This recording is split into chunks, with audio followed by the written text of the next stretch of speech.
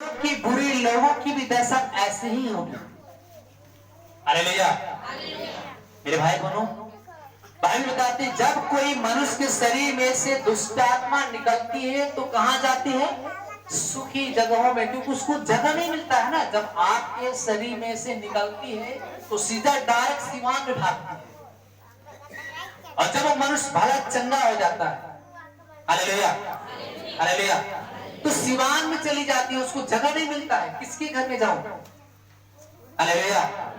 लेकिन जब वो मनुष्य भला चंगा हो जाता है तो वह दुष्ट आत्मा निकली, सिवान में चली गई, और जब सिवान में जाती है तो वहां पे कई दुष्ट आत्माओं की संगति कर लेती है। जैसे कोई कट के मरा है, कोई एक्सीडेंट कर गया है, कोई गला में फंसी लगा के मर गया है, या कोई किसी का मर्डर हो गया है, वो सिवान में जाकर उसकी संगति में और दुष्ट आत्मा आ जाती, शामिल हो जाती है।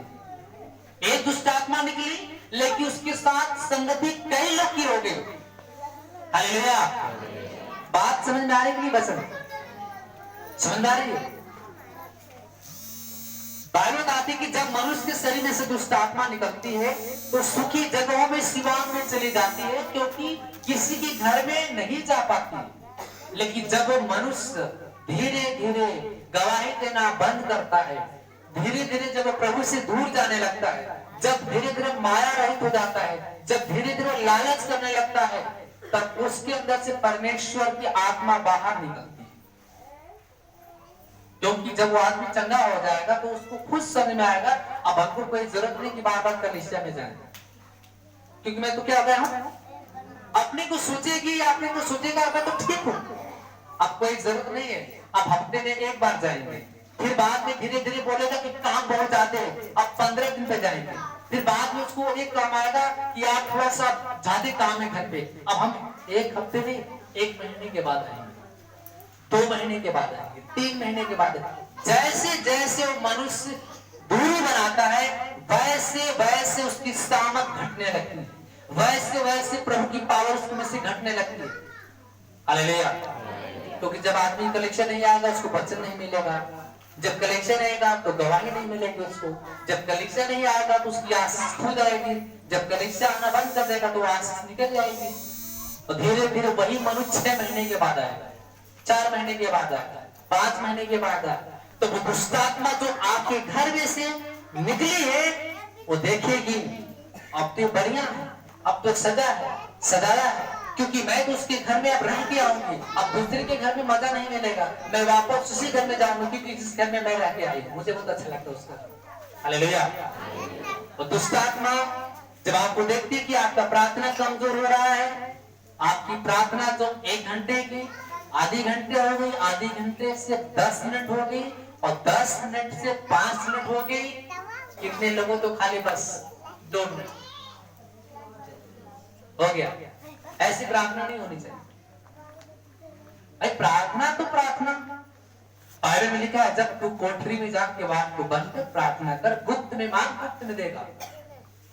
उधर बिजनेस जाए के बाद देर होता तुरंत आंख को जोड़ी बस तुरंत चल गए, 1 घंटा बाइबल ना पढ़े, वो प्रार्थना नहीं होती। बाइबल में लगता पीओ के समान तू प्रार्थना मत कर, दिखाने के लिए मत कर, गलियों बाजारों में करते वैसे मत कर। Hallelujah hallelujah.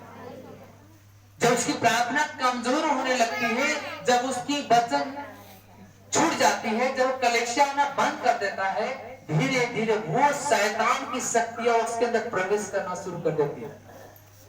और जब वो दुष्ट आत्मा देखती कि अब तो ये कलीसिया कम जा रही है, ये कम जा रहा है, जब वो शैतान देखता कि वाह अब तो अच्छा लग रहा है, तो हम 7 लोग हो गए, वह शैतान सांपों को लेकर फिर उसके अंदर प्रवेश करती है।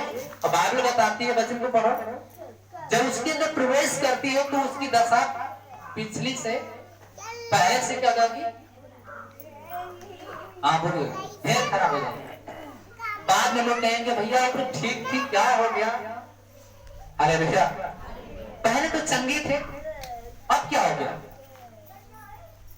मेरे भाई बहनों, हमें मौका नहीं देना शैतान को, हमें बराबर कंटिन्यू अपने प्रभु को स्मरण करना है, वचन पढ़ना। ठीक है आप कलेक्शन नहीं आ पाए 15 दिन में, 10 दिन में नहीं आ पाए, महीने में नहीं आ पाए, लेकिन आपकी जो प्रेयर है वो आपका कमजोर होना नहीं चाहिए। जहां आपकी प्रार्थना कमजोर होगी वहां शैतान अटैक करेगा।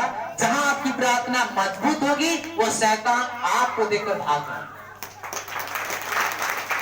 हालेलुया। आपकी प्रार्थना हमेशा मजबूत होनी चाहिए।